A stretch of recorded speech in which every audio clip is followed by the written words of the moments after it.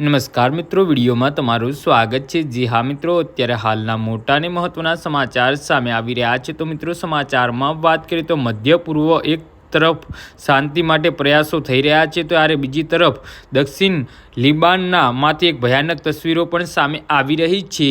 ઇઝરાયેલની સેના પર આરોપ છે કે વાહ્યુમક રીતે લિબાનના આખા ગામનું નામો નિશાન મિટાવી રહ્યું છે। અહેવાલ મુજબ સરહદી ગામોના ઘરોમાં ભારે માત્રામાં વિસ્ફોટકો લગાવીને તેને રિમોટ કંટ્રોલ દ્વારા ઉડાવી દેવામાં આવી રહ્યા છે। સોશિયલ મીડિયા પર વાયરલ વિડીયોમાં તહેબે નોકરા અને દેર સેરિયાન જેવા ગામોના મોટા પાયે વિસ્ફોટક થતા જોઈ શકાય છે। નિષ્ણાતો ઇઝરાયેલની આ રણનીતિને ડોમિસાઇડ કહી રહ્યા છે, અને જેનો અર્થ થાય છે કે રહેણાંક વિસ્તારોને વ્યવસ્થિત વિનાશ કરવો, જેથી ભવિષ્યમાં ત્યાં માનવ વસવાટ શક્ય ન રહે। ઇઝરાયેલના રક્ષામંત્રીએ અગાઉ પણ સરહદી ગામોના તમામ ઘરોને નષ્ટ કરવાની વાત કરી હતી, જેમાં જે ગાઝાના રાફા મોડલની યાદ અપાવી છે।